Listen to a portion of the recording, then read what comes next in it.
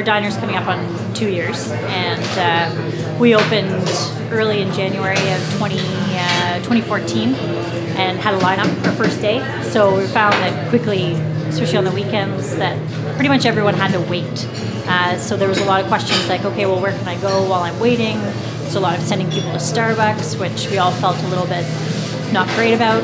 I think anyone just needs to walk in the space to see that there's something unique and special about it. It's got a pretty cool vibe. So at first we were thinking it would be great to have an extension of the diner that wasn't just more seats at the diner, something different, a complement, a sister cafe. So that was sort of that was like the genesis moment.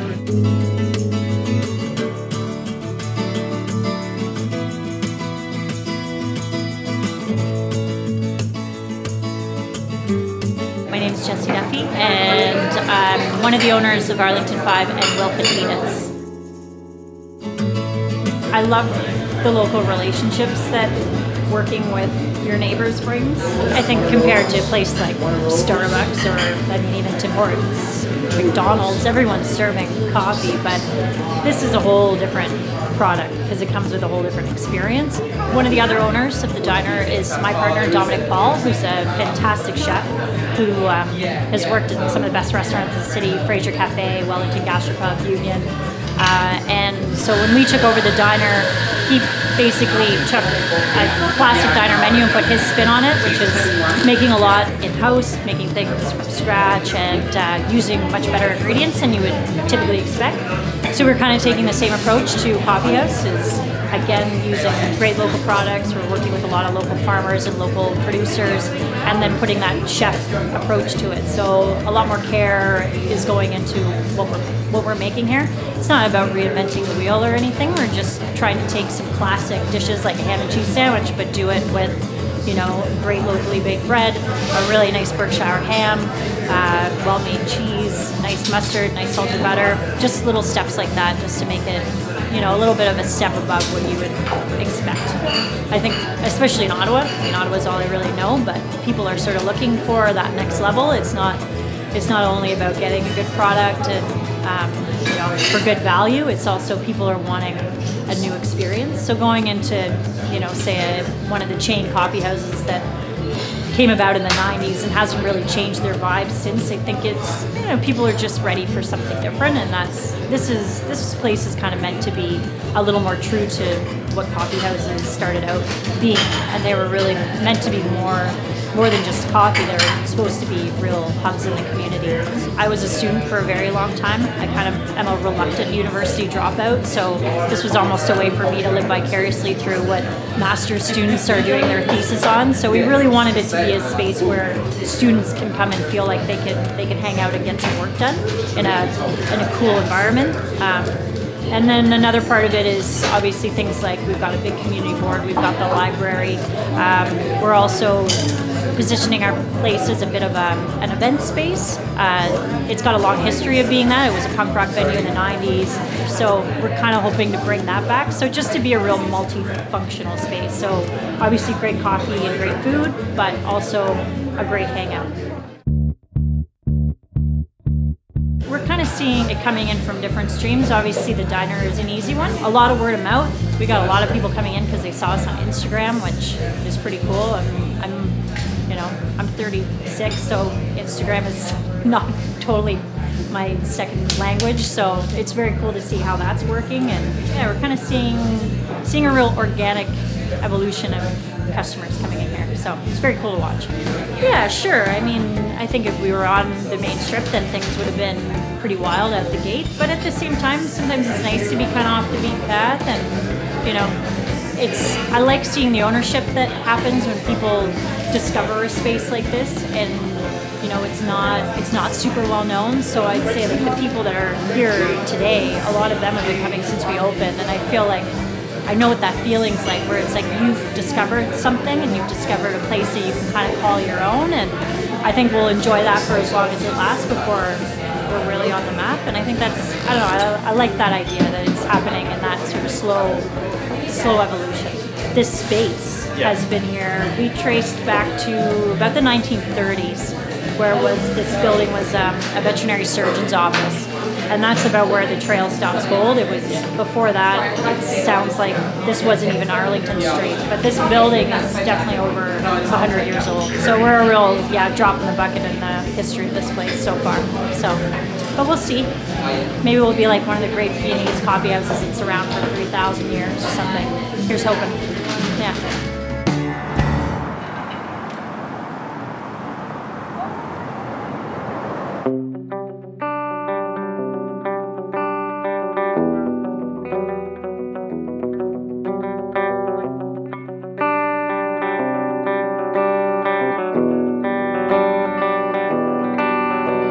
I am a regular. I am a new regular, but the addiction to this place has come on really quick. And I've loved coffee houses for years, and I think they are the place for not just a place for people to meet. It's a place for new ideas to kind of develop. It's the only safe place where a person my own age, 62, can meet somebody very young and sit and have a conversation, and it's not suspectful like a bar might be. I used to be clergy, and someone asked me if I redesigned the church, what would it be? And I said it would be a coffee house. I read a book last year on the history of coffee houses. It was an academic book on coffee houses in England and how revolutions never started in pubs. Revolutions and social change started in coffee houses. You have to have a place not where people are getting out of it, but a place where they're becoming more awake and aware. Well, I found out about this one because of their commitment to community. I went to the Mountain View Festival, and this coffee house was one of the sponsors. And they gave out little tickets with each movie to come here for coffee. But then Jesse spoke. They presented the award for Best Film from Ottawa. And she presented that, and I went, I'm going to go to that coffee house because I'm trying to get to know independent coffee houses. And that's maybe 8 days ago, and I've been here every day but one. I've had to cut down by going to some other coffee houses, which I also like, but I've only missed 1 day, so you have to have good coffee. The good coffee won't do it alone. You have to, the atmosphere, the physical atmosphere. Here it's nice and clean. The music. If you get the sense that you're not being programmed music, but if you come in each time and the music's a little different. And then there are different sort of coffee house crowds. There's, as far as people my own age who frequent coffee houses, there's the cranks, which I don't want to be around, or there's the people who still want to be learning and growing. And that happens with the younger people too. These are people who will go outside the boundaries of their chronology and their age.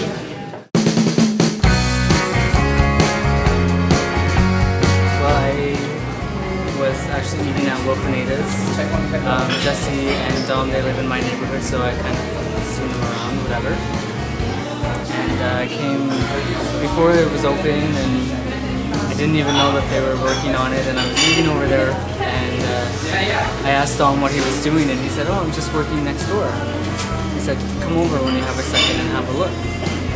So I just came over just to check it out, and then just kind of all rolled from there. And then a few days later, Jesse emailed me, and I was hired, and there you go. I love the vibes, and I love the people that I work with. It makes a huge difference. And I just the whole atmosphere and the vibe of it, it's a nice place to work. It's fun, it's relaxing. Even when it's busy, it's, I'm not stressed out. And the customers are all so friendly, and I love everything that this place stands for. You can think of it in I guess the technical local is, it's in the area of where it is, getting products from people in the area, having that community with the people in the area, interacting with the different whatever's around you, the centers or the schools or the events and just everything around you that makes you feel, it's kind of like that feeling of you're home, even if you're not home. I mean, for me it kind of does because I'm here almost every day, so But no, it does. It feels like home, and then when you're away for a long period of time, you start to miss it. You start to care about it. I don't see myself leaving anytime soon. I don't know if I can pinpoint how long I'll be here, but a couple of years I would say at least. But I think it will be a part of my life for as long as I can allow it to be. And what keeps you here? This one over here. This one, right? The opportunity to ridicule this one.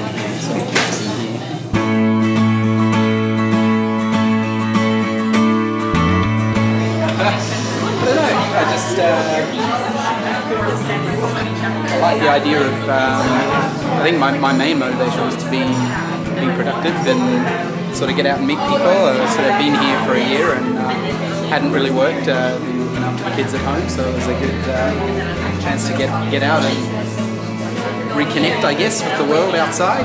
I think the first super busy day we did, which was the first Saturday at the end of the first week, where everything we'd done during the week was really a training exercise for the chaos. It was pretty confident it was going to be the weekends, and we had these two big busy sort of things at the end of it. It was kind of like this adrenaline rush, and we found out what worked and what didn't work, but we got through it, and I think we only had one muffin order go wrong through both those rushes. So like at the end of your first week and your first test of being super busy and you miss one muffin order, I think that was pretty good. So, and for me, I hadn't worked in a cafe before ever, so it's all new for me. So the other side to it is trying something new.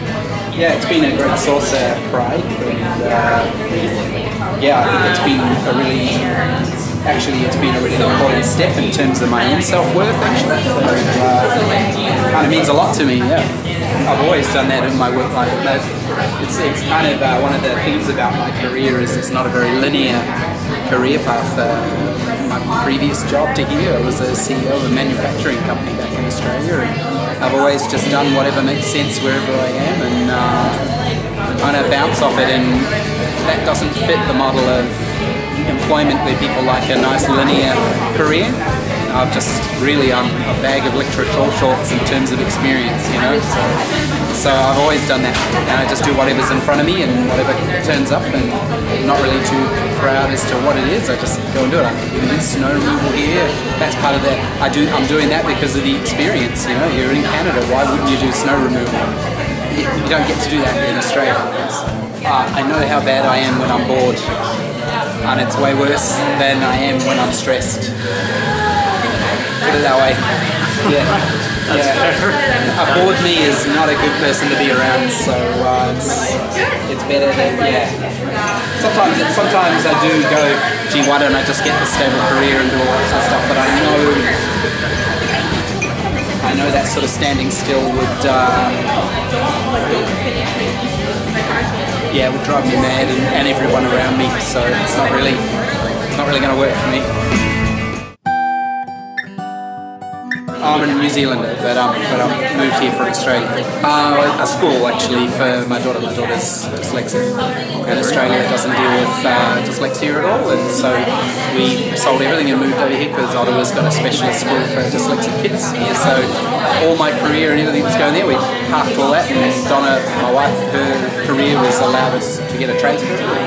So we transferred over, got her into the school, and here we are. And then I've been sort of, for the first 6-8 months, just settling the family here and doing the kids kind of thing.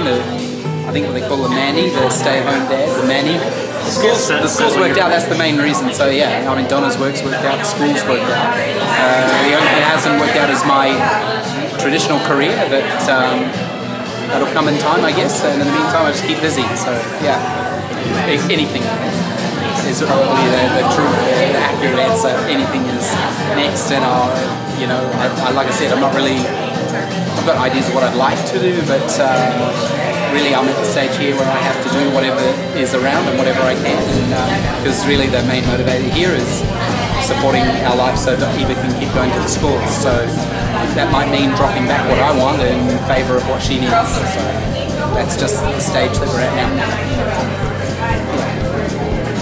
that anymore.